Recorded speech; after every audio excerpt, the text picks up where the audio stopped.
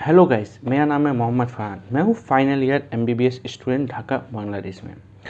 आज आप लोग के साथ एक चीज़ बताएंगे। जैसे कि लास्ट कुछ वीडियो पहले आए थे, एक सब्सक्राइबर ने कमेंट किया था कि नीट एग्ज़ाम देने के बाद, नीट एग्ज़ाम में हम लोग 1 साल तक एमसीक्यू प्रैक्टिस करते हैं, बट जैसे कि बांग्लादेश में आने के बाद या कोई भी कंट्री में एमबीबीएस में एंट्री करने के बाद लॉन्ग आंसर और ये सब के साथ डील करना होता है। तो हम ये कैसे डील करें, तो ये आप लोग के साथ हम अपना एक्सपीरियंस और कैसे ये सब फेस किया जाता है, ये सब ट्रिक्स बताएंगे और आप लोग शायद इससे आप लोग तो हेल्प हो, तो ये वीडियो देखते रहिए। चलिए अब आते हैं क्वेश्चन पैटर्न कैसा होता है, लॉन्ग क्वेश्चन और शॉर्ट क्वेश्चन को कैसे सॉल्व करेंगे। देखिए क्वेश्चन पैटर्न, एनाटॉमी में 8 में से हमारे कार्ड एग्ज़ाम ग्रीन लाइफ से बता रहे हैं 7 क्वेश्चन में से 5 क्वेश्चन करना होता है और 8 क्लिनिकल बेस्ड क्वेश्चन कंपलसरी होता है। मतलब कि 7 में से 5 आपको करना है, 5 में से 1 क्लिनिकल बेस्ड कंपलसरी है, तो मतलब कि चार क्वेश्चन 6 में से 4 कर सकते हैं। ऐसे ही अप्रोच होता है। हाँ, वो करिएगा। उसके बाद बायोकेमिस्ट्री में फिजियोलॉजी में 8 में से 7 करना होता है। फिजियोलॉजी का क्वेश्चन बहुत लेंथी होता है, तो आप इधर उधर ढूंढने का टाइम ही नहीं मिलता, आपको लिखते ही रहना है। अब ये आप लोग माइंड में क्वेश्चन होता है, अरे 8 क्वेश्चन 1.5 घंटा बहुत है। देखिए 8 क्वेश्चन नहीं है, इनडायरेक्टली देखिए आप लोग 8 में से 7 करना है, मतलब 7 क्वेश्चन रहता है, ठीक है। 7 इंटू 3 क्वेश्चन रहता है, 7 3 या 21 क्वेश्चन आपको 1.30 आवर में 4 क्वेश्चन करना है, मतलब कि 1 आवर 30 मिनट में आप लोग 4 क्वेश्चन कंप्लीट करना ही है।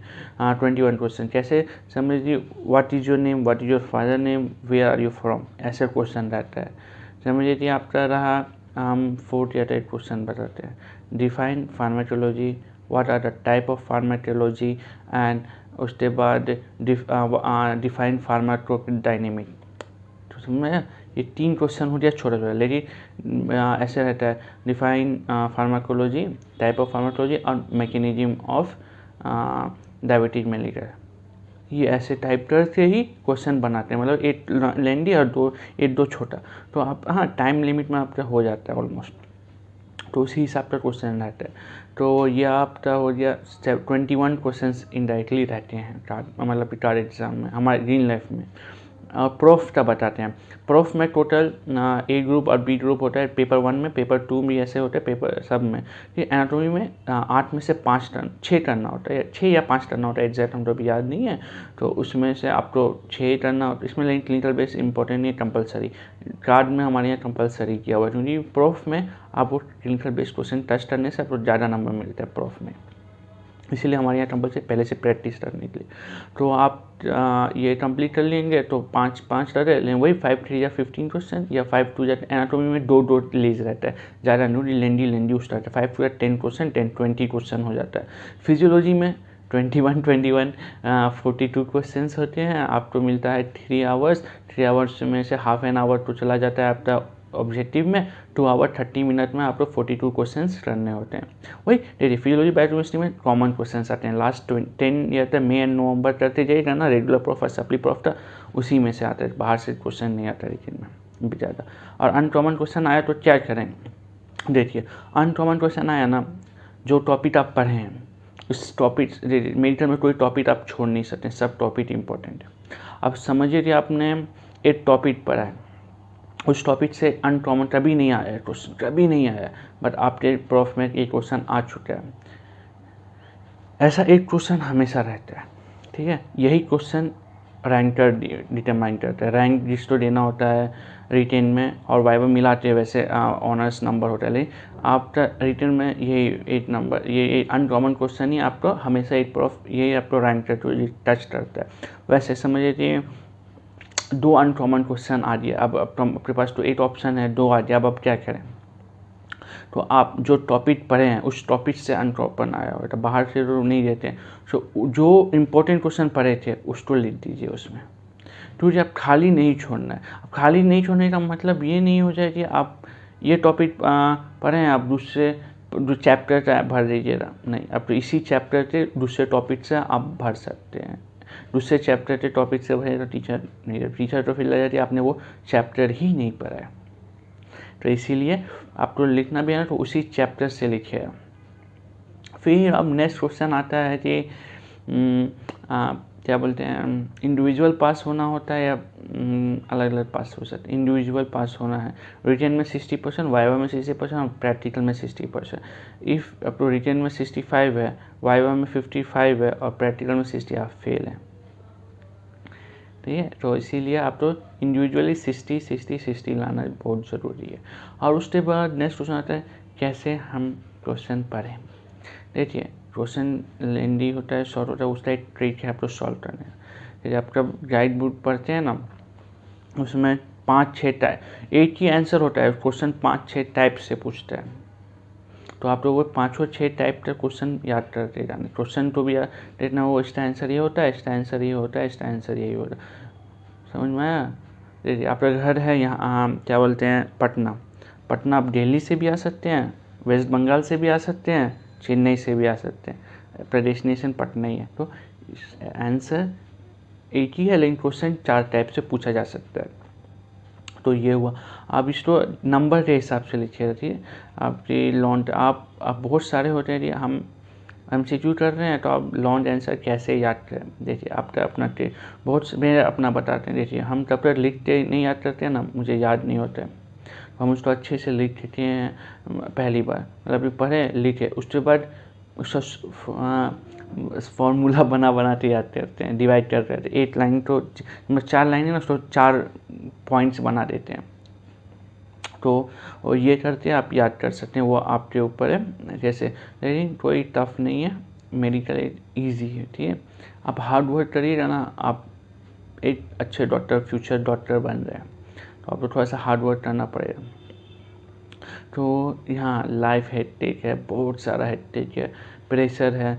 आइए घर से सुबह 7:30 बजे कॉलेज जाइएगा, आइएगा 2 बजे, उसके बाद फिर सो के 3, 3:30, कभी 4, 3:30 बजे, कभी 3 ही बजे, कभी तो क्लास के बाद डायरेक्ट इवनिंग वार्ड लग जाता है। सर्जरी में तो 7:30 बजे सुबह से लेकर शाम के 6 बजे तक आपको कॉलेज में रहना होता है, कभी सभी 8 बजे तक कॉलेज में रहना होता है। फिर कल होते आइटम रहता है, आपको आइटम का पढ़ना पड़ता है।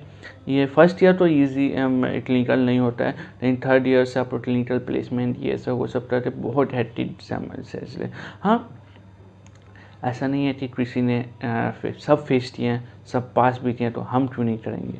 इंशाल्लाह हम भी पास करेंगे और हम सब अच्छे डॉक्टर बनेंगे इंशाल्लाह फ्यूचर में। और इसके साथ साथ और डरने की क्या बात है, गाइड बुक से पढ़िए, सब अच्छे नंबर के लिए भी पढ़िए। देखिए, आपको एक अच्छा डॉक्टर इंशाल्लाह बनना है, आपको क्लिनिकल नॉलेज भी होना चाहिए, इसलिए क्लिनिकल वार्ड में प्लेसमेंट हो तो ज़रूर प्लेसमेंट करिए। बहुत सारे लोग प्लेसमेंट नहीं करते हैं, तो वो उनका फॉल्ट। देखिए, बाद में आपको सब यही आपका एक रोजी रोटी है। देखिए, आप ये पढ़ाई कर रहे हैं ना, आप अपना यही जॉब है। तो बहुत सारे लोग जैसे आप जॉबलेस रहिएगा ना, तो प्लीज़ आपको फिर वो तो आपको पूछेगा नहीं। क्योंकि ऐसे भी हम देखे हैं ना, जो MBBS पास आउट होने के बाद अभी तक बैठे हुए हैं। तो इसीलिए क्लिनिकल नॉलेज आपको अच्छा होना चाहिए, और नहीं तो फिर आपको ऐसा मिलेगा कि आपको सीनियर के अंडर में रहना पड़ेगा, आप कुछ नहीं कर पाइएगा। आप तो डांटेंगे, यही करना नहीं आता है, वो नहीं आता है। और एक मेरे जैसे कि मेरे एक सर हैं इस फाइनल ईयर में, उन्होंने कहा कि देखो, तुम ऐसा नॉलेज लेके जाओ यहाँ से वाट कि कल होते, जैसे कि पास आउट हो जाओ इंटर्नी के बाद, कल होते तुम अपना क्लिनिक खोल सको कि किसी पर डिपेंड ना करना हो। क्योंकि आप MBBS के बाद एक जनरल सर्जरी, मतलब छोटा मोटा स्ट्रीचेज, उसके बाद फिर आप तो क्या बोलते हैं मेडिसिन, ये सब लिखने का आप कैपेबल हैं। आपके पास बेसिक सब नॉलेज है, आप बेसिक डिजीज़ आप ट्रीट कर सकते हैं, आपको डिपेंड नहीं करना पड़ेगा दूसरे पर।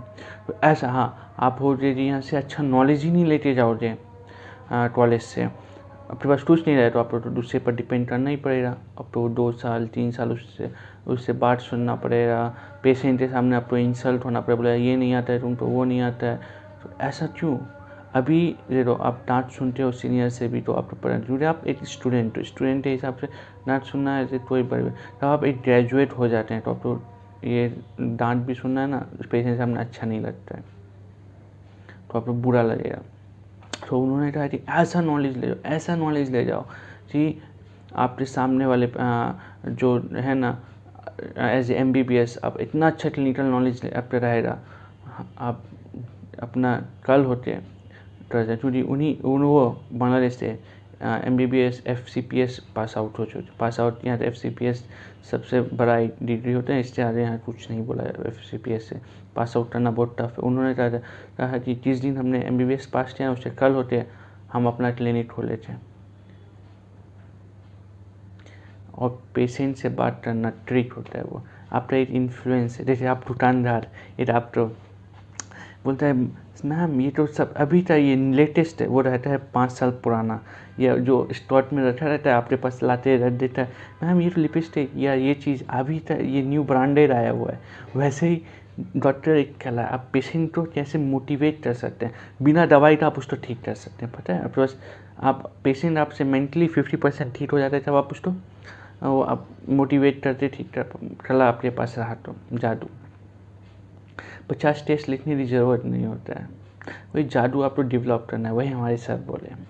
तो यही अब सब और क्या बोलें, यही सब है। क्वेश्चन पैटर्न का पता चल गया है, तो ये इतना अब आए हैं तो ये सब नॉलेज रखना बहुत ज़रूरी है। देखिए एक चीज़ है, आपके इंजीनियरिंग वाले फ्रेंड और जो फ्रेंड है वो सब बहुत इंजॉय करेंगे आपके फेसबुक पर, इंस्टा पर, व्हाट्सएप के स्टेटस पर उनके यहाँ घूमने जा रहे हैं, वहाँ घूमने जा रहे हैं। हाँ, आप इतना फ़ोटो नहीं डाल पाएंगे तो क्या करिए, लेकिन वही 4 साल के बाद वो जॉब के लिए इधर उधर घूमते रहेंगे और आप 5 साल, 5.5-6 साल के बाद आप अपना एक एटलीस्ट नहीं तो नहीं 100, 200, 500 का तो एक छोटा चैम्बर खोल के कमाएगा, भूखे नहीं रहिएगा। ये एक चीज़ है मेडिकल एड फील्ड में, कोई ना कोई तो पेशेंट आपके पास आ गया ही पेट दर्द लेके, कुछ ना कुछ लेके। तो आपका ऐसा प्रोफेशन है, लंबा प्रोफेशन है, लंबा टाइम टेकिंग है, लेकिन हार नहीं मानना है, ठीक है। तो और ऐसे भी बहुत सारों तो सप्ली लगने के बाद डीमोटिवेट हो जाते हैं, डीमोटिवेट भी नहीं होना है। देखिए हमारी एक मैम थी 3rd ईयर में, उन्होंने कहा कि एक बार तुम मेडिकल कॉलेज में एडमिशन ले लियो ना, एक ना एक दिन पास आउट करके ही जाओगे, बीच में हार मान जाओगे तो हार हो जाएगा। हाँ, एक लाइव एग्जाम्पल भी है, एक भैया हैं GMC 3, अभी GMC 13 आया है और हम GMC 9 हैं। क्या बोलते हैं, भैया GMC 3 के थे, पढ़ाई मतलब कि उन्होंने फर्स्ट प्रॉफ दे थे, बाद में पढ़ाई लिखाई छोड़ दिए थे, क्यों रीजन, पर्सनल रीजन कुछ था, वो हमको नहीं पता है। GMC 7 के साथ उन्होंने फाइनल प्रॉफ पास, मतलब कि वो अच्छे स्टूडेंट थे, डेडिकेशन था, जी जान लगाते। मतलब कि आए सेकेंड प्रॉफ में, मतलब 3rd प्रॉफ में बैठे, फिर उनके टाइम में 3 सेकेंड प्रॉफ में बैठे, सेकेंड प्रॉफ में 8 बार में 5 सब्जेक्ट निकाल दिए।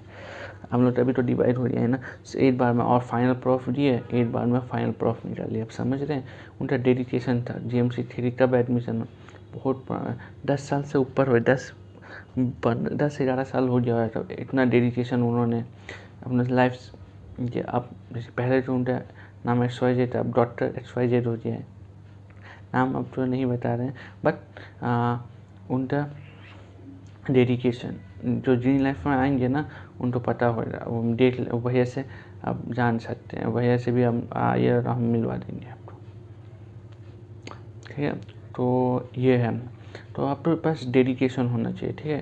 डेडिकेशन है ना, आप दुनिया का कुछ भी कर सकते हैं। माझी माउंटेन का माझी तो देखे हुए हैं, वो एक पहाड़ तोड़ सकता है, रास्ता बना सकता है।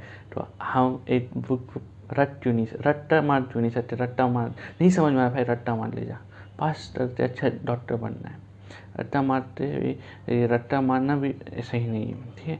कुछ नहीं बचे, जो चीज़ समझ में उसका रट्टा मार, बट बेसिक क्लियर रहेगा ना, आप बनाते हैं आंसर बोल सकते हैं। और फाइनल ईयर में क्लिनिकल के लिए बनाते ही आंसर बोलना है, टीचर क्लिनिकल अब हमारे प्रिंसिपल हैं जो सर्जरी वाले, वो है ना रट्टा नहीं सुनना चाहते हैं, डेफिनेशन बोलते हैं समझाओ इसको।